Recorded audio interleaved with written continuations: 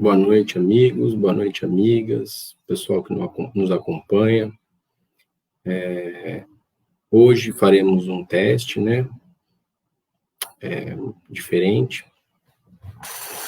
Produziremos aqui pelo canal do Facebook, né, pela nossa página do Facebook, e depois transmitiremos, né, subiremos ao nosso canal no YouTube. Sejam todos e todas muito bem-vindos, bem-vindas. O meu nome é João Tosi, eu sou colaborador da entidade assistencial Vandir, uma casa espírita na cidade de Jaguariúna, e todas as quartas-feiras realizamos os nossos estudos da doutrina, né, de forma online, anteriormente de forma presencial e agora, pela impossibilidade, realizamos de forma online. Atualmente estamos estudando o livro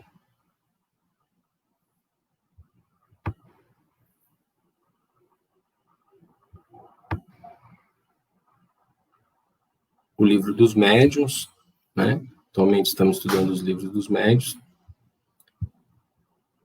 Deixa eu só ver uma coisa aqui que eu acho que não está...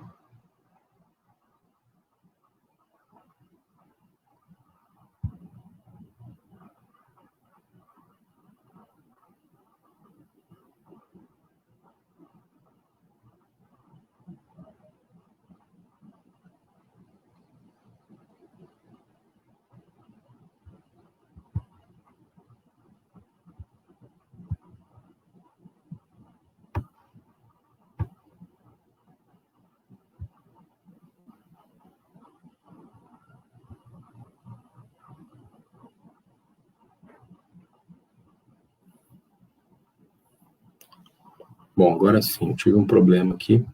Muito boa noite a todos, muito boa noite a todas. Meu nome é João, eu sou colaborador da entidade assistencial Vandir, uma casa espírita na cidade de Jaguariúna. Todas as quartas-feiras nós realizamos o estudo da doutrina espírita, anteriormente de forma presencial, agora pela impossibilidade faremos de forma, estamos fazendo, né, de forma virtual, pelos nossos canais do Facebook e do YouTube.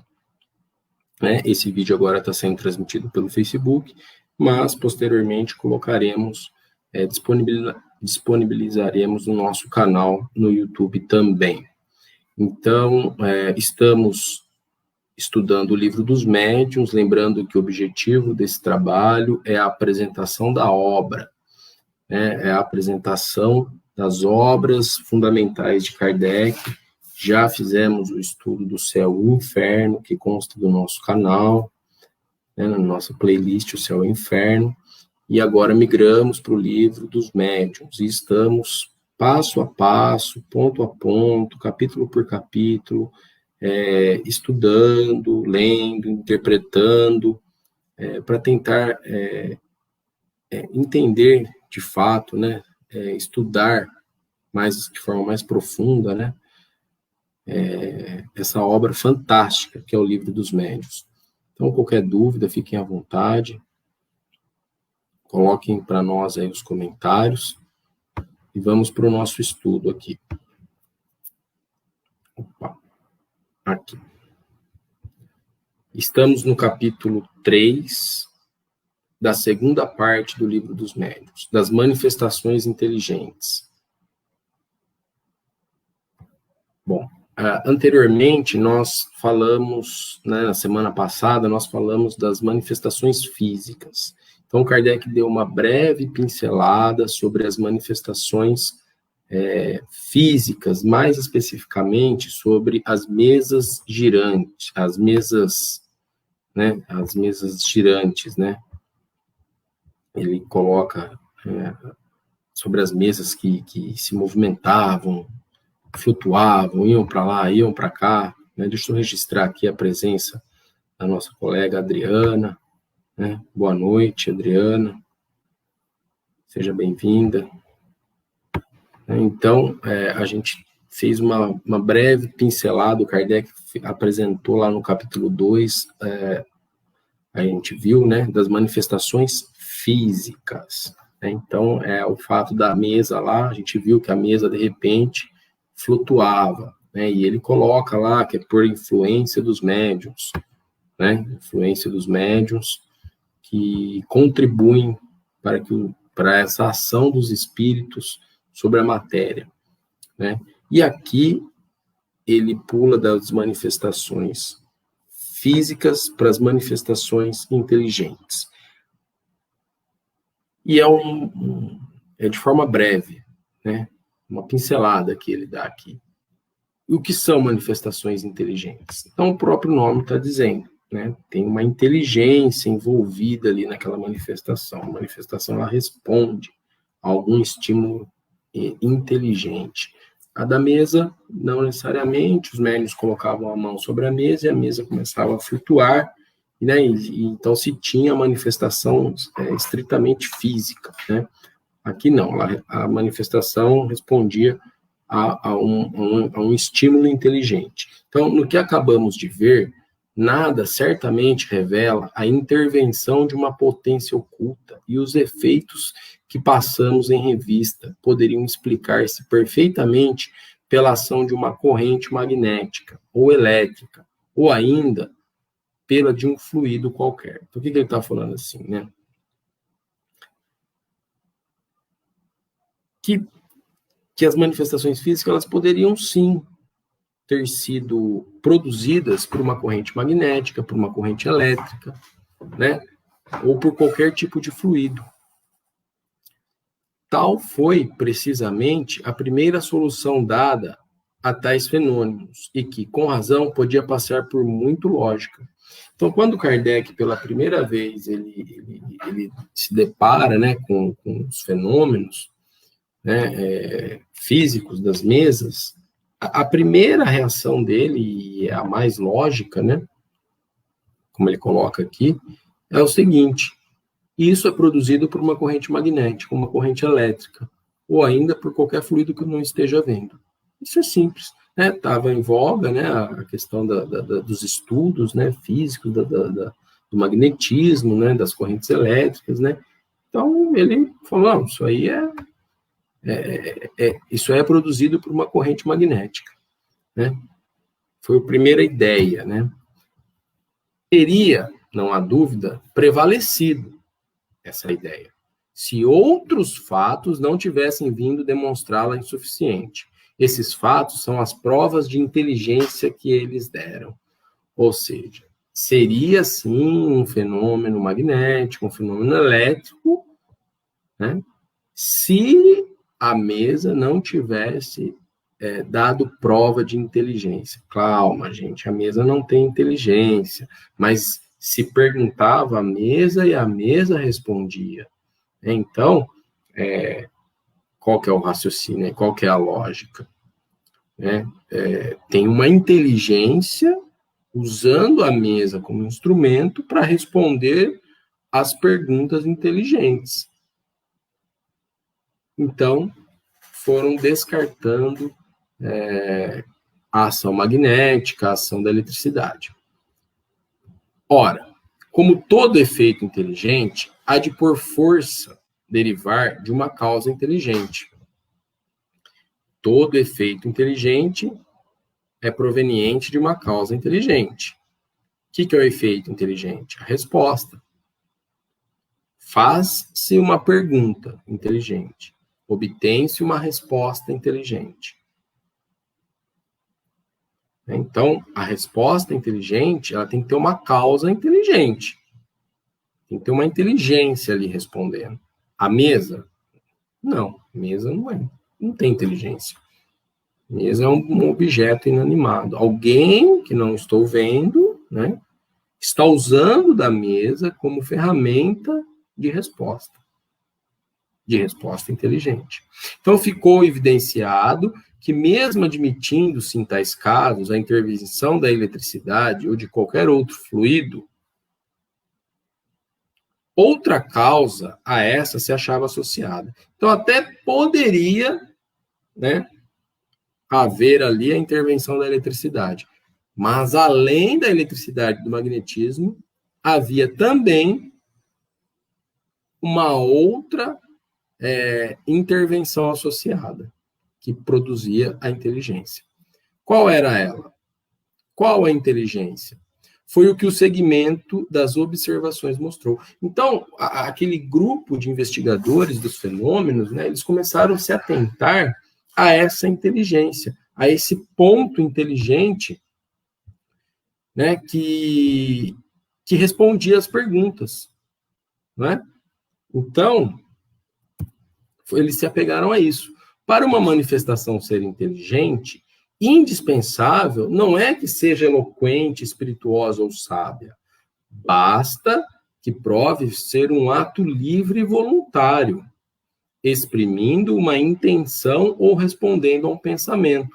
Então, então o que é ser inteligente? Ser inteligente é ter liberdade, livre-arbítrio, olha lá, ó, que prove ser um ato livre e voluntário.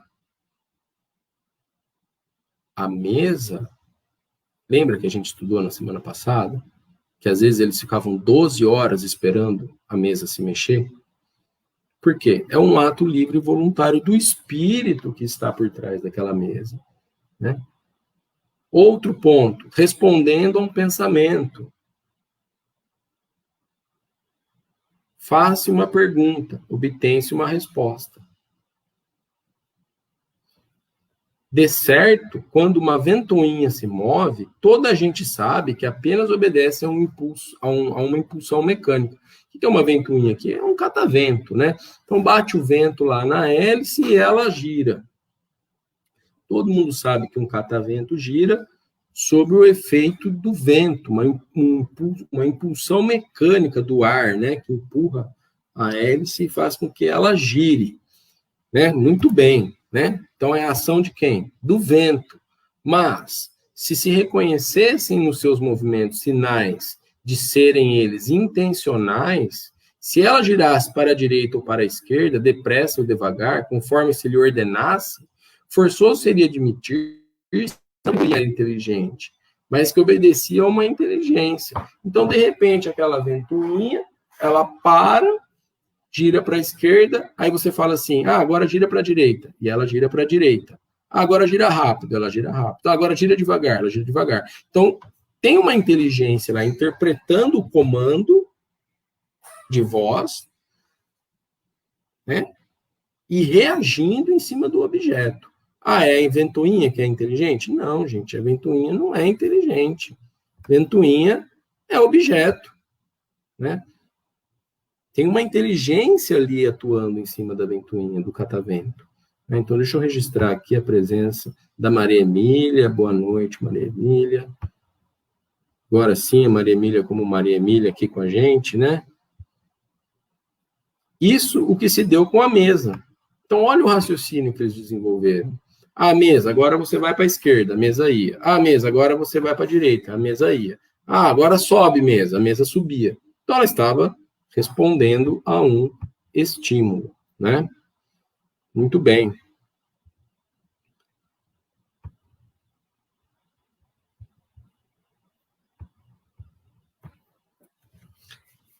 Vimos-la mover-se, levantar-se, dar pancadas, sob a influência de um ou de muitos médiuns. O primeiro efeito inteligente observado foi o de obedecerem esses movimentos a uma determinação. Então, a princípio, ela estava se movendo, né, de forma aleatória, de forma voluntária, por conta dos espíritos, e depois passou a obedecer obedecerem esses movimentos a uma determinação. Né? Se determinava algo e a mesa cumpria. Assim é que, sem mudar de lugar, a mesa se erguia alternativamente sobre o pé que se lhe indicava. Depois, caindo, batia um número determinado de pancadas, respondendo a uma pergunta. Doutras vezes, sem o contato de pessoa alguma, passeava sozinho pelo aposento, indo para a direita ou para a esquerda, para diante ou para trás, executando movimentos diversos, conforme o ordenavam os assistentes. Vai para lá, vem para cá. Então, ela respondia a um comando.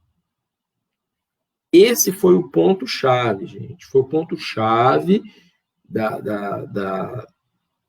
de Kardec ali, do grupo, né, de estudo, no qual eles passaram a imaginar que existia um ser inteligente, que eles não estavam enxergando, porém, esse ser inteligente estava conduzindo os movimentos da mesa, né? Esse foi o ponto-chave. Por quê? Porque ela respondia a comandos inteligentes. Está bem visto que pomos de parte qualquer suposição de fraude. Então, ele está querendo dizer aqui o seguinte, está claro, ele excluiu as possibilidades de fraude, né? Que admitimos a perfeita lealdade das testemunhas, atestada pela honradez e pelo absoluto desinteresse de todas. Falaremos mais tarde dos embustes contra os quais manda a prudência que se esteja precavido. Então, aqui eu grifei por quê? Porque sempre tem alguém querendo enganar. Sempre tem alguém querendo fingir. Então, ele vai falar das possibilidades de embustes, de enganação, mais para frente na obra, né? Ah, ela existe? Existe, sempre tem, a gente sabe, gente. Nosso mundo aqui é um querendo enganar o outro, um querendo estar por cima do outro. Então, há a possibilidade, sim, de embustes.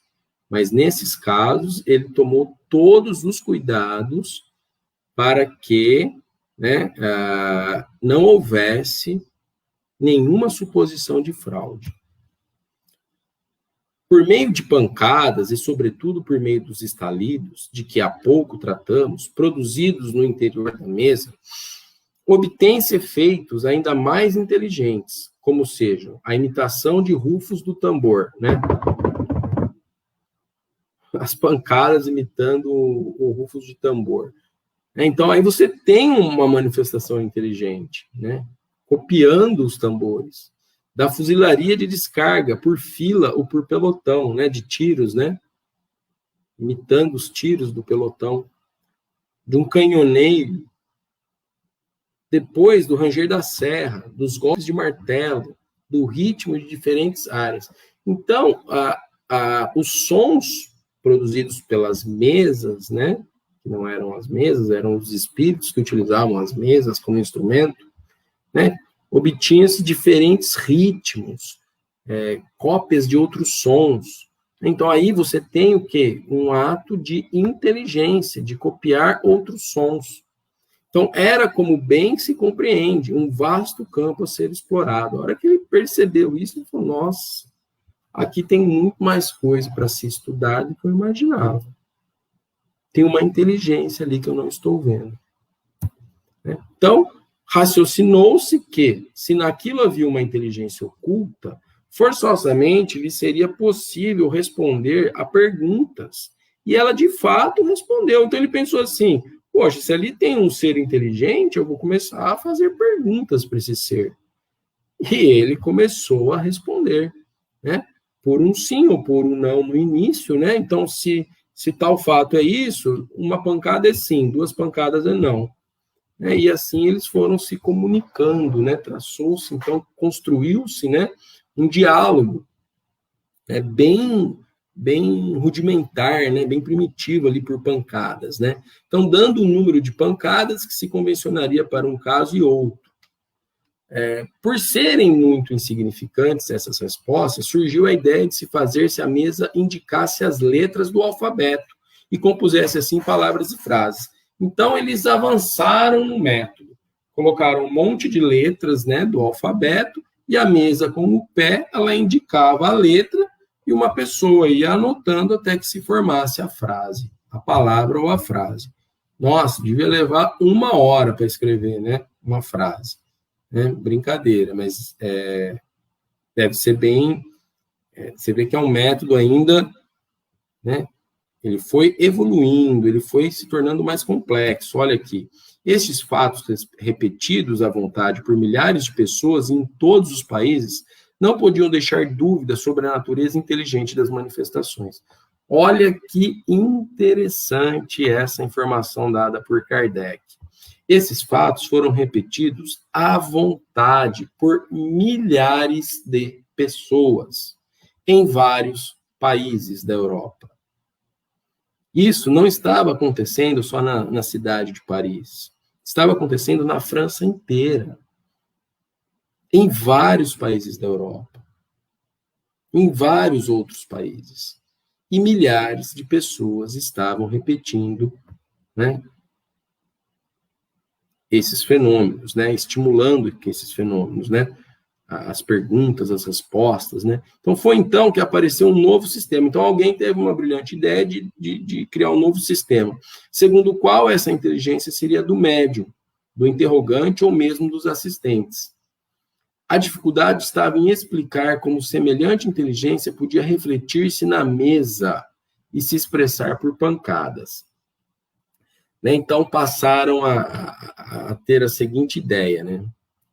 Essa inteligência é o médium. É da pessoa encarnada. Aí eles falavam assim, mas como que a gente explica que essa inteligência podia refletir na mesa e se expressar por pancadas? Aí ficou o buraco, né, para a explicação. Averiguado que essas não eram dadas pelos médiuns, deduziu-se que, então, eram pelo pensamento. Então foram excluindo. Então não pode ser o médium. Não dá para ser o médium, não tem como. Então é pelo pensamento. Mas qual pensamento? Mas o pensamento a dar pancadas constituía fenômeno ainda mais prodigioso do que todos os que haviam sido observados. Então era mais complicado explicar pelo pensamento do que os outros, né? Não tardou que a experiência demonstrasse a inadmissibilidade de tal opinião. Então você vê que foram experimentos, eles não chegaram a uma conclusão assim, é isso. Eles foram criando experimentos e excluindo hipóteses. E essa hipótese aqui? Vamos criar um laboratório aqui e fazer experimentos para ver se essa hipótese é válida. Não é. Não dá. Não dá para ser essa hipótese. Impossível. Exclui essa hipótese. Vamos para outra. E assim eles foram. Né? Então, efetivamente, as respostas muito a miúde se achavam em oposição formal às ideias dos assistentes, fora do alcance intelectual do médium, e eram até dadas em línguas que este ignorava, ou referindo fatos que todos desconheciam. Então, às vezes, formavam palavras lá, né, quando a mesa apontava a letrinha, em outro idioma, que o médium não conhecia. Né? Então, era um idioma desconhecido pelo médium. Então, foi descartando que era o médium. Então, olha como as coisas iam fluindo, né? São tão numerosos os exemplos que quase impossível é não ter sido disso testemunha. Muitas vezes, quem quer que já se ocupou um pouco com as manifestações espíritas. Citaremos apenas um que nos foi relatado por uma testemunha ocular. Então, esses fatos, né, esses fenômenos, eles brotavam na Europa inteira. Né? Brotavam. Então, ele vai narrar aqui um dos casos, né, que alguém o relatou.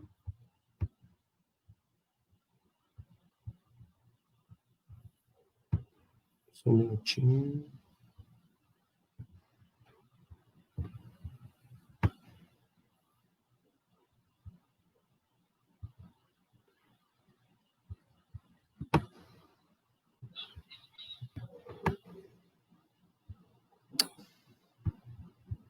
Agora sim, vamos lá.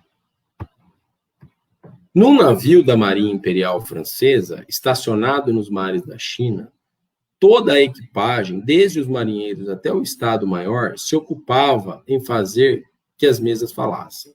Então, tinha um navio francês lá, da Marinha Imperial, né? Francesa na China. O navio inteiro fazendo pergunta para a mesa. Desde o Estado-Maior até os marinheiros. Então, era com isso que eles se ocupavam. Vamos ver se a mesa responde. É tipo a brincadeira do copo, né? Quando a gente era criança, né? Nem sei se as crianças fazem isso hoje. Nossa, eu lembro que na escola eu fazia direto. E o copo mexia, caneta rabiscava. né? 5, 6 crianças ali, uma ou mais eram dotadas de um potencial mediúnico, e fazia o copo mexer, e fazia a caneta rabiscar, e a caneta respondia. Era fantástico. Agora imagina a mesa, né? Respondendo. É a mesma coisa. Então tiveram a ideia de evocar o espírito de um tenente que pertencera à guarnição do mesmo navio e que morrera havia 2 anos. Então, evocaram o tenente lá do navio, que todo mundo conhecia. O espírito veio e, depois de várias comunicações que todos encheram de espanto, disse o que segue, por meio de pancadas. Então, as pancadas é tipo um código Morse, né? Peço-vos instantemente que mandeis pagar ao capitão a soma e indicou a cifra lá, né? Que lhe devo e que lamento não ter podido restituir-lhe antes de minha morte. Então, essa foi a mensagem que o tenente deu. Paga o capitão aí que eu morri e estou devendo para ele, né? Ninguém conhecia o fato. O próprio capitão esquecera esse débito. Aliás, mínimo. Então, ninguém lembrava, ninguém sabia se era verdade. Nem o capitão lembrava. Mas, procurando nas suas contas, encontrou uma nota da dívida do tenente, de importância exatamente idêntica que o espírito indicara. Perguntamos do pensamento de quem podia essas indicações ser o reflexo. Ou seja, se ninguém ali... Então, aqui é um fato, né? É um exemplo prático para se descartar que seja um médium que esteja causando os fenômenos. O pensamento do médium que esteja causando o fenômeno. Por que não é do médium? Porque nesse caso concreto aqui, ninguém conhecia essas informações. Então não podia ser ninguém, nenhum encarnado ali que estivesse trazendo essa informação aqui, Trazendo essa informação aqui, Então, mas procurando nas suas contas, encontrou uma nota da dívida do tenente, de importância exatamente idêntica. Então, que o espírito indicara. Perguntamos do pensamento de quem podia ser essa indicação. Aperfeiçoou-se a arte de obter comunicações pelo processo das pancadas alfabéticas, mas o meio continuava a ser muito moroso, ou seja, demorava, para fazer uma frase, demorava demais. Eles foram aperfeiçoando, mas mesmo assim demorava. Algumas, entretanto, se obtiveram de certa extensão, assim como interessantes revelações sobre o mundo dos espíritos. Estes indicaram outros meios, e a eles se deve o das comunicações escritas. Então, os próprios espíritos falaram, vocês não acham que é mais fácil a gente fazer assim? E eles foram fazendo. Então, receberam-se as primeiras deste gênero, adaptando-se um lápis ao pé da mesa leve. Então, pegaram uma mesinha e amarraram um lápis no pé da mesa, colocada sobre uma folha de papel. Posta em movimento pela influência de um médium, a mesa começou a traçar caracteres, depois palavras, depois frases. Então, a mesa começou a mexer o pé e o lápis foi riscando e aí saía a palavra e a frase. Simplificou-se mais ainda, gradualmente, o processo pelo emprego de mesinhas do tamanho de uma mão. Então, eles falaram, mas tem que ser mesa? Mas se é com mesa, que é mais fácil. Então vamos fazer uma mesa pequenininha. Fizeram uma mesa do tamanho de uma mão, construída expressamente para isso, em seguida pelo emprego de cestas. Então, aí amarraram o lápis, aí uma cestinha, amarrava o lápis, e ela ia mexendo.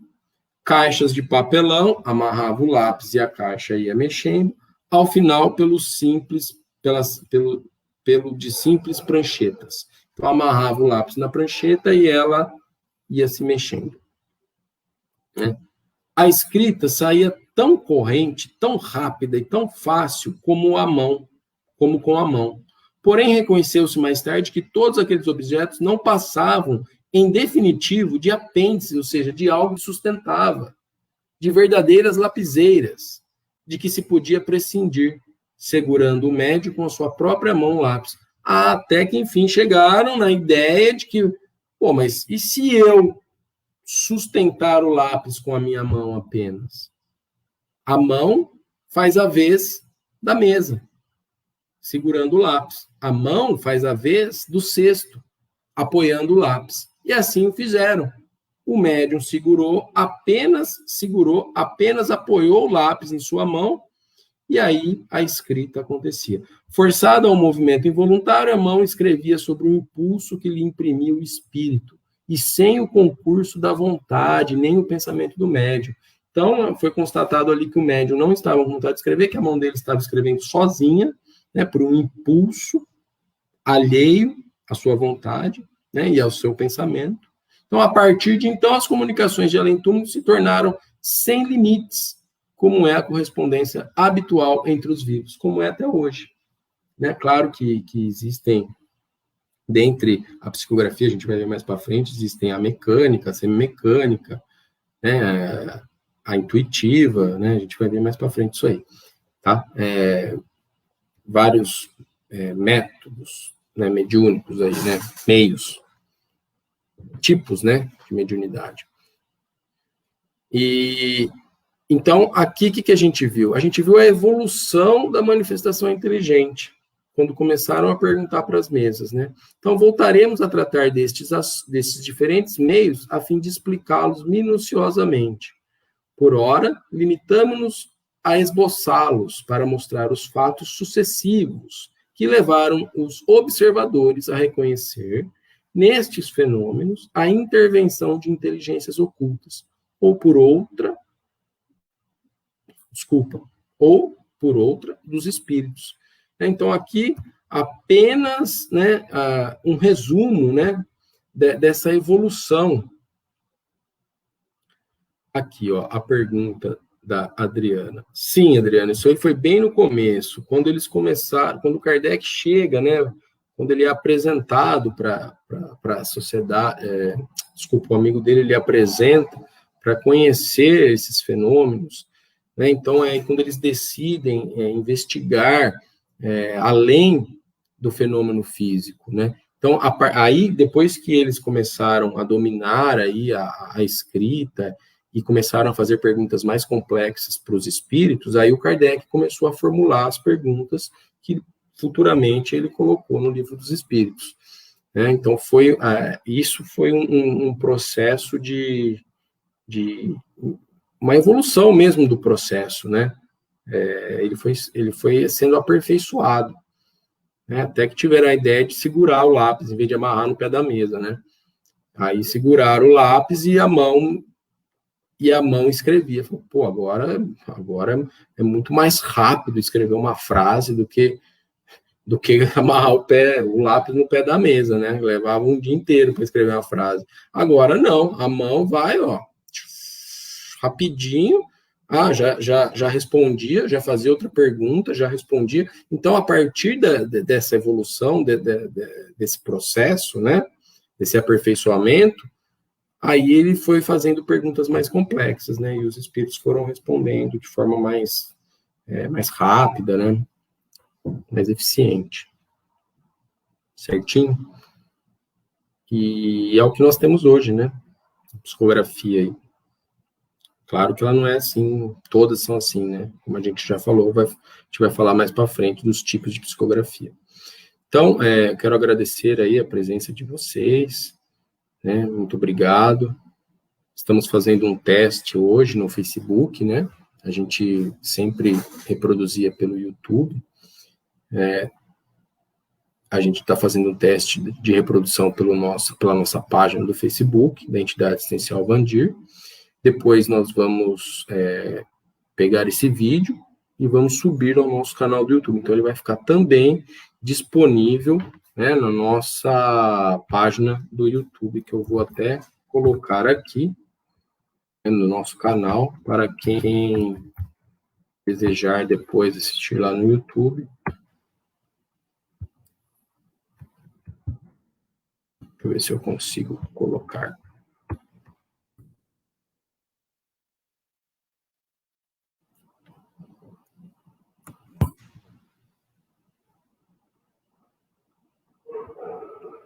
Tomara que dê certo. Então, muito obrigado e até quarta-feira que vem.